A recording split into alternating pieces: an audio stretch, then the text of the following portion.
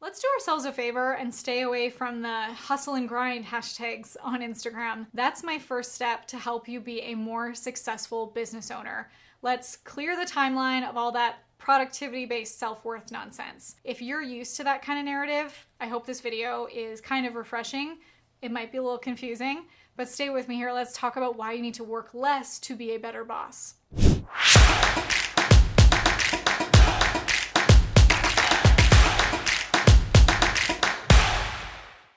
If someone told me years ago that I had to work less in order to grow my business, I just straight up would think that's insane and could not be possible. I grew up with the belief system of nothing worth having comes easy, and you have to work hard to get what you want. So I also operated my business with this belief and thought that if I wanted to make more money, I just had to work harder, put in more hours, show up earlier, stay later, do the hard things. But just for a moment, let's define what that actually means to work harder. Does that mean that it has to be painful or backbreaking? Are we implying that the work we do can't possibly be enjoyable? That's where my entrepreneurship journey began to expose my limiting beliefs, because the harder I worked still kept me being the bottleneck and didn't translate into more money, maybe just more exhaustion and poor decisions. When you start your business, you are the CEO, Chief Everything Officer. You're Sally in customer service, you're Tom in IT, you are doing everything. And this is normal. This is how you have to take it from 0 to 1. How many of you guys feel like this in your business right now? Let me know in the comments below. Are you hustling? Are you CEO, Chief Everything Officer? But then at some point, the focus shifts from grow to scale. But what got you here won't get you there. What got you here will kill you. If I continued operating like that, I may have burnt out and gave up before ever scaling past 6 figures. I never would have been able to reach multiple 7 figures that we have today. And I say we very strongly because I know that I can't do this alone, which is now why my focus has shifted from tactical management to transformational leadership. That is what can make us better bosses and better examples, better leaders for our team. We shift from doer to delegator, from manager to leader. And the only way for you to scale is to grow a team. So here's where the identity shifts from doer to delegator, which can be really hard for entrepreneurs like us who like to have control, which is, I don't know, every single one of us. That's likely why we started this business. We wanted to have time freedom. We wanted to have creative freedom. We wanted to be able to have control over our destiny. But at some point we need to go from doer to delegator.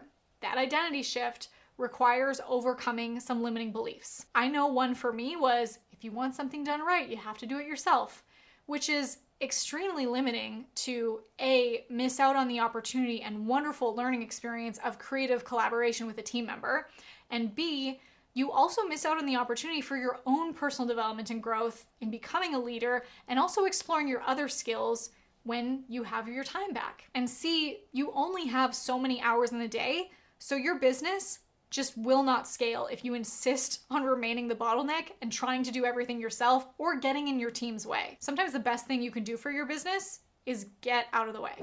I want to really prepare you for how your identity is going to shift in your business, but first, have you subscribed to this channel yet?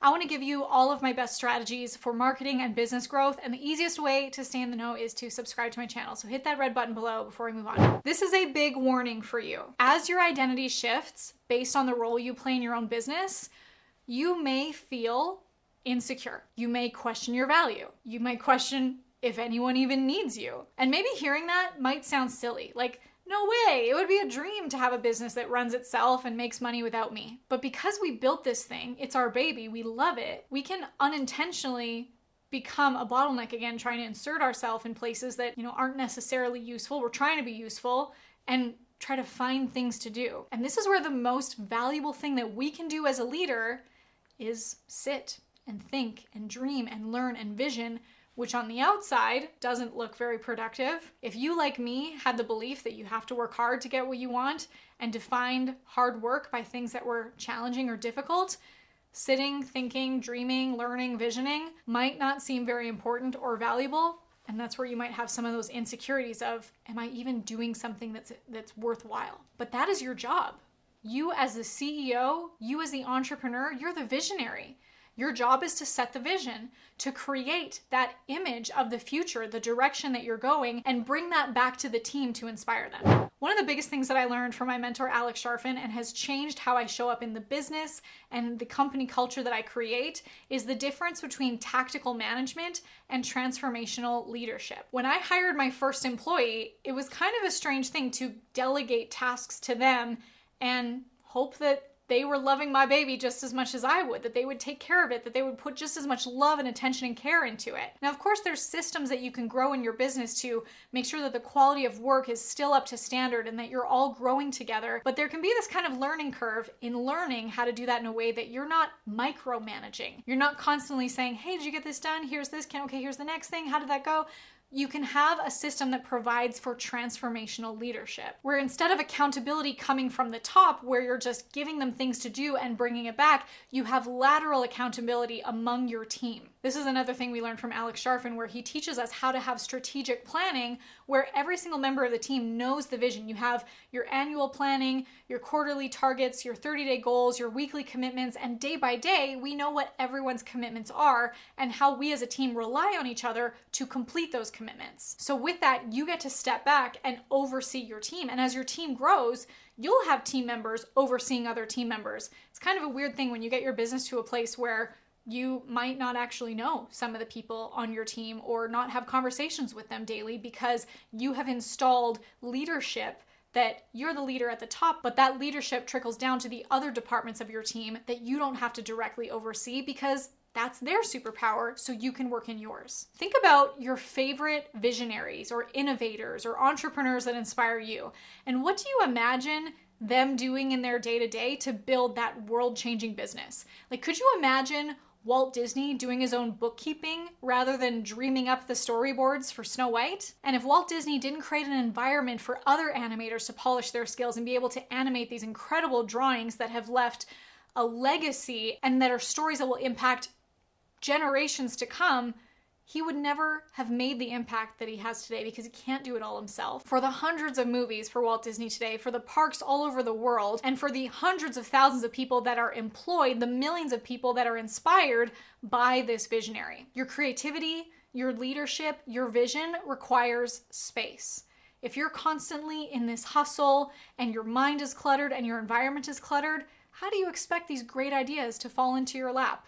I know that one of the things that holds people back from being able to take this creative space is that they feel like they have to hustle to generate leads and make sales in their business. And I can tell you that I have been there, and I created my Hello to High Ticket system from a place of that overwhelm and pure frustration. So if that sounds like you, I'd love to give you access to my highest performing, most revenue generating campaigns that you can plug and play into your business to maximize your lead generation and sales so that you can go back to being the visionary and being a better boss and leader for your team. So click the link in the description below to attend our Hello to High Ticket training. I'll see you there. And maybe hearing that, hang on. One of the biggest things that I learned, one of the biggest things that has just changed how I show up. But there can be this kind of growing learning curve, and are stories that will surpass and that are stories that will, warning.